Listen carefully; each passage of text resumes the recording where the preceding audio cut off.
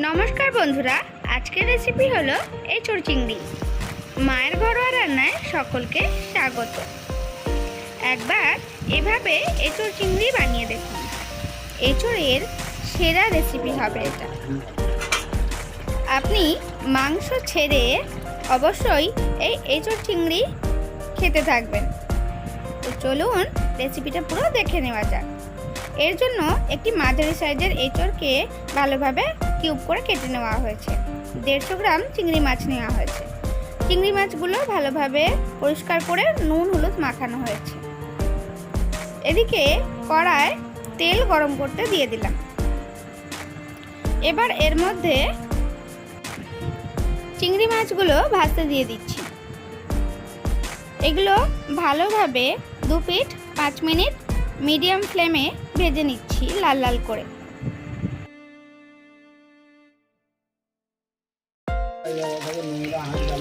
মাছগুলো লাল লাল করে ভাজা হয়ে গেছে। এবার এগুলোকে একটি থালায় তুলে নিচ্ছি।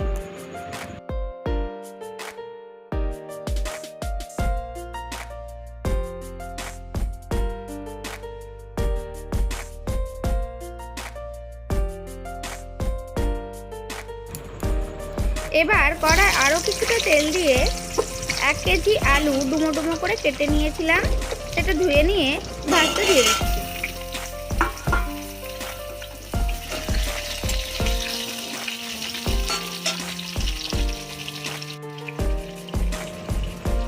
এক টিস্পুন নুন এবং হলুদ গুঁড়ো দিয়ে ভালোভাবে লো থেকে মিডিয়াম ফ্লেমে 10 মিনিট আলুগুলোকে গোল্ডেন ব্রাউন করে ভেজে নিচ্ছি।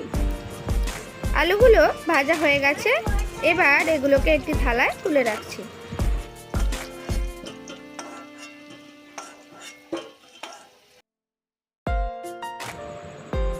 আলু তুলে নেওয়ার পর ওর মধ্যে দিয়ে দিচ্ছি কেটে রাখা এঁচোড়গুলো।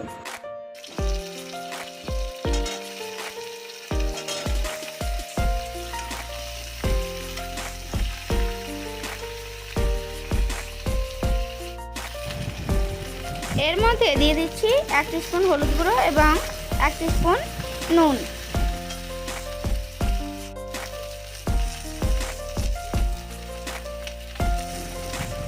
প্রায় 4 টেবিল স্পুন মতো সরষের তেল এর মধ্যে দিয়ে দিচ্ছি।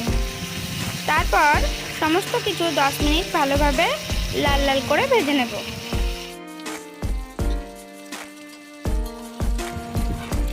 এবারে এঁচোড়গুলো একটি থালায় তুলে নিচ্ছি।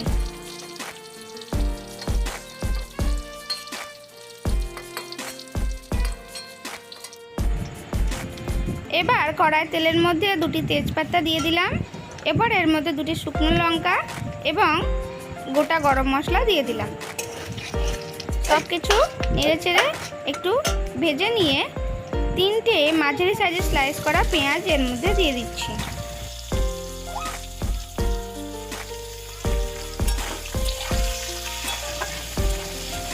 মিনিট ভালোভাবে নেড়েচেড়ে লাল লাল করে ভেজে নেওয়ার পর এর মধ্যে একটি বড় সাইজের কেটে রাখা টমেটো দিয়ে দিচ্ছি। তারপর সব কিছু আবারও নাড়াতে থাকবো। এবার এর মধ্যে দিচ্ছি 2 টিস্পুন হলুদ গুঁড়ো এবং 1.5 টিস্পুন লঙ্কা গুঁড়ো। আবারও সব কিছু মিশিয়ে নিলাম। এবার এর মধ্যে দিয়ে দিলাম 2 টেবিল স্পুন আদা রসুন এবং 4টে কাঁচা লঙ্কা বাটা। এবার সব কিছু ভালোভাবে কষাতে থাকবো একেবারে লো ফ্লেমে। প্রায় 10 মিনিট মতো কষিয়ে তেল ছেড়ে আসা পর্যন্ত অপেক্ষা করলাম। তারপর ভেজে রাখা এঁচোড় এবং আলু এর মধ্যে দিয়ে দিলাম। তারপর লো ফ্লেমে সব কিছু আরও 10 মিনিট ভালোভাবে কষিয়ে নেব।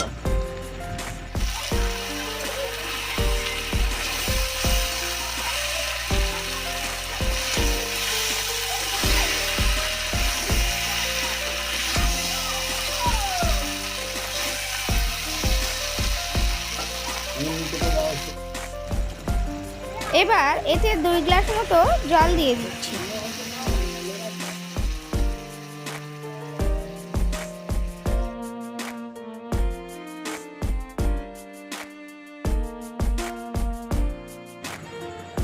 একটু নেড়ে চেড়ে দিয়ে এর মধ্যে প্রায় 1 টেবিল স্পুন মতো নুন দিয়ে দিচ্ছি। তারপর একটু নেড়ে দিয়ে 25 মিনিট ঢাকনা দিয়ে দিলাম। 25 মিনিট লো ফ্লেমে সিদ্ধ হয়ে যাবার পর ঢাকনা খুলে দেখে নেব সব কিছু সিদ্ধ হয়ে গেছে কিনা।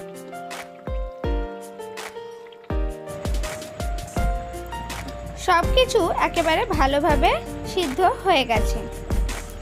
এবার এর মধ্যে দিয়ে দেব 2 টিস্পুন মতো গরম মশলা। সব কিছু আবারও ভালোভাবে একটু নেড়ে চেড়ে নেব।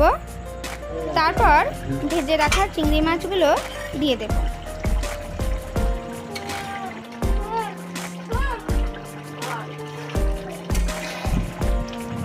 মাছগুলো দিয়ে আবারও 2 মিনিট একটু নাড়িয়ে চাড়িয়ে নিয়ে তারপর গ্যাস বন্ধ করে দেব। এবার সার্ভ করে নেওয়ার পালা। আমাদের এই গরম গরম এঁচোড় চিংড়ি একেবারে রেডি। গরম ভাতের সাথে জাস্ট ফাটাফাটি লাগবে।